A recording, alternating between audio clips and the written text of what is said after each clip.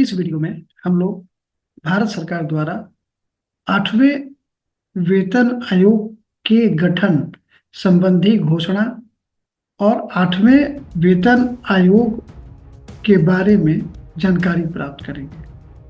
इसमें हम देखेंगे कि कौन से फैक्ट्स और कंसेप्ट्स हैं जो हमारे लिए जानकारी काफ़ी ज़रूरी है परीक्षाओं के लिए। और अभी इसके बारे में जानकारी और आ रही है धीरे धीरे, लेकिन अभी जो अब तक वर्तमान अद्यतन जो जानकारी है, लेटेस्ट जो जानकारी है, वो हम आपको दे रहे हैं। आज 16 जनवरी 2025 को केंद्रीय मंत्री अश्विनी वैष्णव ने यह घोषणा की कि केंद्रीय कैबिनेट ने 8वें वेतन आयोग के गठन संबंधी निर्णय को अप्रूवल दे दिया है और इसी के साथ 8वां वेतन आयोग चर्चा का केंद्र बन गया। इस पूरे आयोग के सिफारिश से करीब करीब 1.25 करोड़ जो वेतनभोगी हैं और पेंशनभोगी हैं, दोनों को फायदा होने वाला है।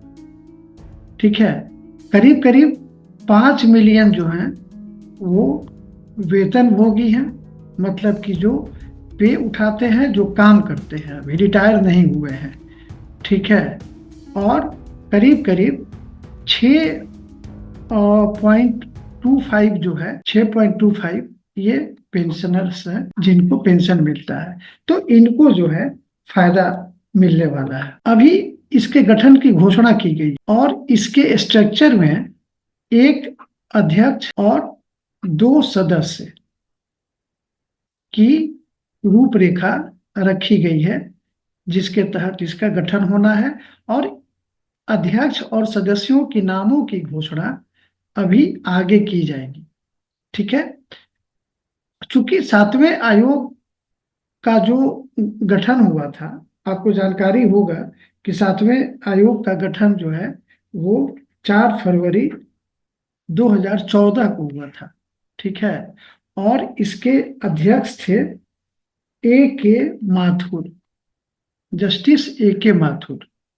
ठीक है, तो इनके अध्यक्षता में इसका जो गठन हुआ था, उसकी सिफारिश जो है वो 31 दिसंबर 2025 तक ही लागू रहेगी।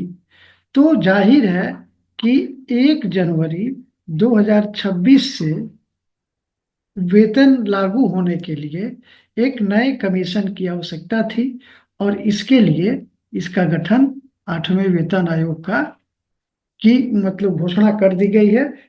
केंद्रीय कैबिनेट ने अप्रूवल दे दिया है।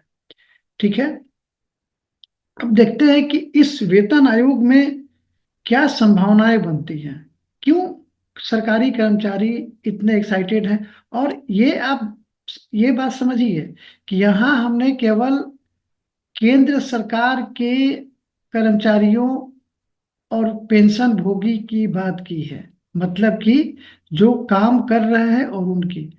लेकिन 8वें वेतन आयोग की जो सिफारिश आएगी और सरकार जो उसको लागू करेगी, उसका असर करीब करीब सभी राज्यों के कर्मचारियों को भी होगा। ठीक है, क्योंकि जैसे बिहार में ही आप ले लीजिए, तो बिहार सरकार और केंद्र सरकार के बीच में एक समझौता हुआ था जब जगन्नाथ मिश्रा मुख्यमंत्री थे। तभी से ये समझौता है कि केंद्र सरकार के समान ही बिहार सरकार के भी कर्मचारियों को वेतन मिलेगा। तो जाहिर है कि ये केवल केंद्र सरकार के कर्मचारियों के लिए ही नहीं, बल्कि राज्य सरकार के कर्मचारियों के लिए भी ये उतनी ही बड़ी खुशखबरी है। अब इसमें हम देखते हैं कि वेतन कैसे बढ़ता है। देखिए, एक होता है फिटमेंट फैक्टर। ठीक है, फिटमेंट फैक्टर जैसे मान लीजिए 2 है, तो अगर आपकी सैलरी 7,000 है और सरकार अगर कह देती है कि फिटमेंट फैक्टर 2 है, तो आपकी सैलरी 7,000 इंटू 2 यानी कि 14,000 हो जाएगी। ठीक है, अब देखिए 7वें वेतन आयोग में फिटमेंट फैक्टर 2.7 रखा गया। ठीक है, अभी 8वें में ये उम्मीद है कि 2.7 से 2.91 के बीच में फिटमेंट फैक्टर रहेगा। तो देखिए 7वें में न्यूनतम वेतन जो था वो था 18,000। हालांकि 18,000 जो था छठा वेतन आयोग के 7,000 से बढ़कर ये 18,000 हुआ था। और अब इसके मतलब ये अगर 8वें वेतन आयोग में इसमें से कहीं भी ये फिटमेंट फैक्टर रखा जाता है तो उसमें जो न्यूनतम वेतन जो होगा वो 51,480 रुपये न्यूनतम वेतन हो जाएगा, यानी कि 186%, 186% की वृद्धि हो जाएगी।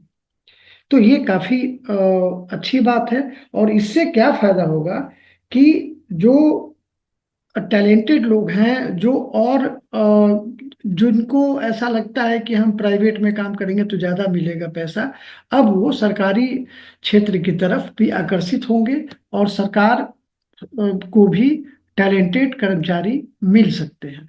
तो ये एक फायदा होता है।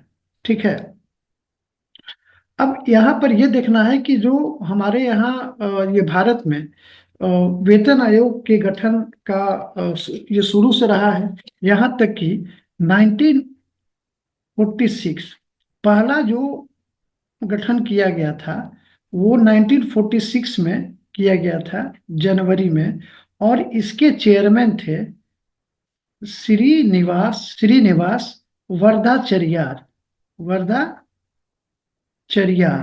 ठीक है, उसी तरह से जो सेकेंड जो वेतन आयोग जो गठित किया गया था वो किया गया था अगस्त 1957 में, और इसके चेयरमैन थे जगन्नाथ दास। ठीक है, फिर थर्ड जो थर्ड है, थर्ड में ये 1970 में गठित किया गया और इसके जो चेयरमैन थे वो रघुवीर दयाल थे। आप ये सब याद रखेंगे तो अब ये मैच करने के लिए आएगा।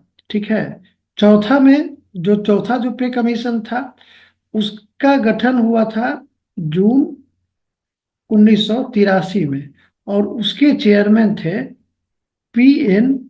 सिंघल। ठीक है, पांचवा वेतन आयोग जो गठित किया गया था वो 9 अप्रैल 1994 को किया गया था और इसके जो चेयरमैन थे वो थे रत्नावेल पांडियन। आप केवल पांडियन भी याद रखेंगे तो आपका काम हो जाएगा। ठीक है, इसके अलावा जो छठा वेतन आयोग जो है वो 2006 में गठित हुआ था और इसके चेयरमैन थे बी.एन. श्री कृष्णा। ठीक है, 7वें के आपको शायद पता भी होगा कि ये मतलब फरवरी 2014 से इसका गठन हुआ था, 4 फरवरी 2014, और इसके चेयरमैन थे A.K. माथुर। ठीक है, अब 8वें की बारी है और देखिए अब इसके चेयरमैन कौन होते हैं, इसकी घोषणा सरकार द्वारा की जाएगी। तो ये 8वें वेतन आयोग से संबंधित अभी तक जो उपलब्ध जानकारी है वो यहाँ पर आपको हम दे रहे हैं और इसमें से बहुत सारा प्रश्न जो है आपसे पूछा जाएगा। आप इसको ध्यान से नोट करेंगे और सिनॉप्सिस बनाएंगे। Okay, thank you.